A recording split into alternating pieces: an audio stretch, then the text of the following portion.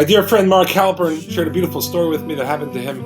A few days ago, he flew to New Jersey for the celebration of a Siyum Hashas. A friend of his who used to live in our area, Rabbi Rabinowitz, had finished the entire Babylonian Talmud, and he was making a party in a local Shul in New Jersey with a beautiful meal. And Mark flew out to Newark, drove to the Siyum, attended it, and then flew back to Toronto. And he was asked to speak as the guest of honor, and he spoke at this wonderful gathering, and he said, somebody may ask, why am I here? This is not a wedding, it's not a bar mitzvah, it's a beautiful event, it's an incredible milestone, many years of effort, but to fly a whole day, to come here, and then just to come back, to go back, what?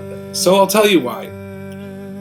Many years ago, I read a book given to me by a friend named Shlomie, a biography about a wonderful Jew named Shlomie Gross, who overcame many challenges in his childhood and became a very successful entrepreneur, very wealthy person. He tragically died in his early 50s at a very young age, but he was a tremendous philanthropist, a tremendous giver, someone who was obsessed with chesed, with kindness. And the book really became a beacon for Mark and his family, and from the time that they read the book, Mark said that whenever a challenge would come up, or something that seemed difficult would be an obstacle in their way, they would ask the same question, which became a refrain from the book: what would Shlomie do? And what would Shlomie do? Shlomie would roll up his sleeves and just get to work and get the job done. That was the kind of person Shlomie Gross was. And so the Halpern family's mantra was, what would Shlomie do? It's hard to go to book a flight, to pay the money to go for just to see him, for it's not a wedding. What would Shlomie have done? Shlomie, whom the Halperns had never met, who passed away 12 years ago, he would have gotten the plane in a second to celebrate with their friend. And that became a kind of the mantra of the Halpern family as a motivator. So Mark says this at his speech at this gathering in Lakewood, New Jersey. And a fellow there is friendly with Shlomie Gross's widow. And he texts her and takes a picture of Mark speaking, texts the widow and said, this man, we don't know from Toronto, no one knows him except for the person making the party, Rabbi Rabinowitz. He just mentioned your husband's name as a motivator for him coming to this. And the wife says, wow, 12 years later and his influence still holds strong. That's incredible. The very next day, Mark gets an email from a friend of his in Israel. This is the friend that happened to have bought or suggested that Mark buys the book many years ago, the art school book. So the connections are all incredible.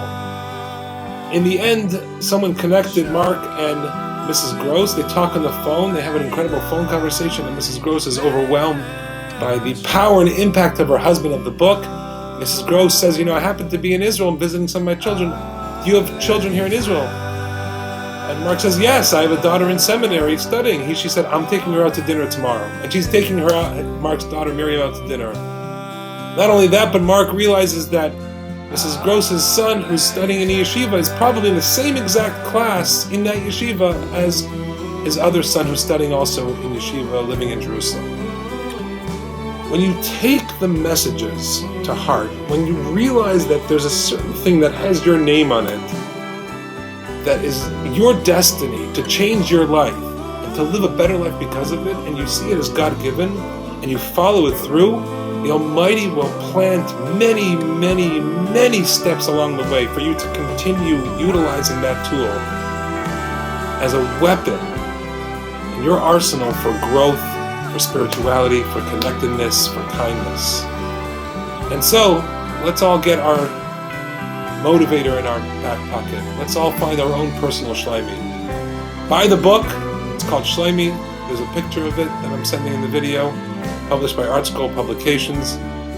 Thank you, Shlomie Gross of blessed memory, for the inspiration. Thank you to Mark for sharing the story. God willing, we should all find the Shlomies in our life.